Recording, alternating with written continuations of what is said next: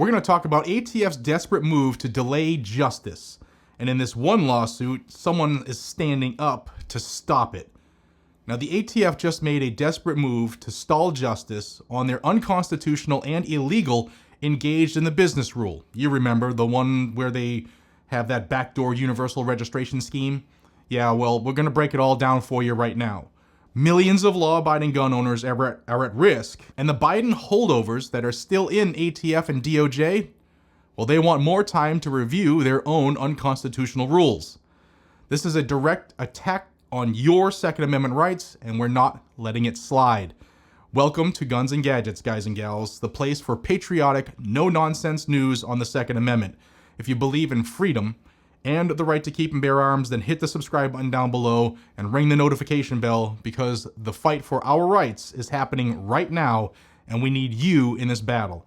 Before we dive into these details, a huge shout out to the sponsor for the video, that's Blackout Coffee, the coffee for patriots who stand for freedom. More on us later, but let's get into the news here. As a reminder, the ATF's engaged in the business rule, which was finalized in 2024, expands the definition of who must obtain a federal firearms license in order to sell firearms. Yeah, if you wanted to sell your own private gun, that was you too. Now, the rule broadens the criteria for determining if someone is engaged in the business of dealing firearms, requiring licensing by the feds for more individuals selling guns, even outside of the traditional storefronts. The key points for this one to remember were they lowered the threshold for requiring an FFL, which means if you sold technically even one gun for profit, not just as a hobby or from a personal collection, then they can require you to get an FFL license. They also said that the intent matters. If someone repeatedly buys and sells firearms, Brian Malinowski, with the intent to make a profit, then they would need an FFL. Otherwise, the ATF might show up at your door at the ass crack of dawn with an attempt to unalive you. Online and gun show sales are included in this. Transactions at gun shows or online are scrutinized just like in-person sales. The ATF and DOJ increased enforcement on this. There were more private sellers that were made subject to background check requirements and ATF oversight. Now, this rule was part of the Biden administration's push to expand background checks and close what they call it's a made-up gun show loophole. So here's the deal. The states of Texas, Louisiana, Mississippi, and Utah, along with Gun Owners of America, Tennessee Firearms Association, and Virginia Citizens Defense League, are taking the ATF to court over their unconstitutional gun regulations here. And the case is fully briefed, and it's ready for judgment, and the ATF knows they are about to lose this case. So what do? Well, they ask for a stay, which is just a fancy legal term. It's a way of saying, please, can we hit pause because we don't like where this is going. But here's the problem. While they drag their feet, gun owners in 46 states continue to face real legal risks under this illegal and unconstitutional rule. The courts have already ruled that this rule is likely unlawful, yet the ATF is still trying to enforce it. Sound familiar? That's because these bureaucrats have a history of ignoring court orders and the Constitution and pushing their own anti-gun agenda regardless of the law. Now, the ATF's excuse for this delay? A new executive order from the Trump administration that orders a review of all firearm regulations.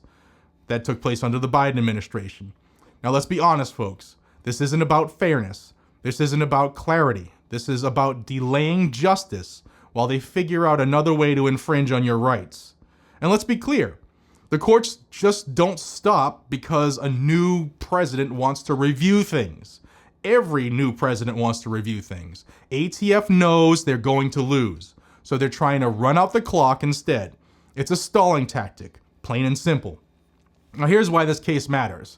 Right now, millions of gun owners are in legal limbo, not knowing if they are going to be targeted next. Now, the ATF has already tried to rewrite gun laws through bureaucratic fiat, and they're hoping you'll just comply and forget about it.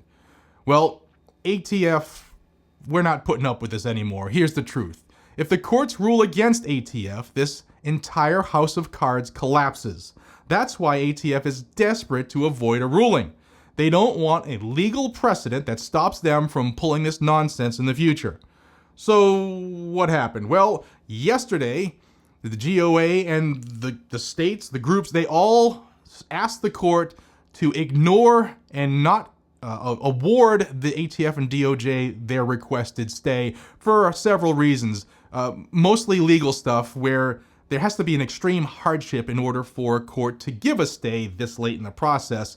And the attorneys here working with all the states and GOA and VCDL and TFA, they're saying that not only does the ATF and DOJ not meet these requirements, they're not even close to it.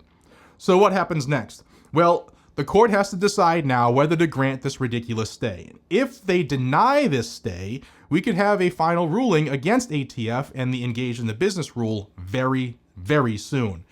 If the court grants the stay, we're looking at months or even years of bureaucratic stalling while the gun owners in this country continue to face uncertainty.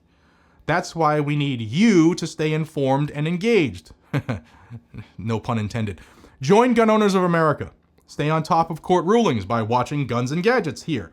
And most importantly, don't let them get away with this.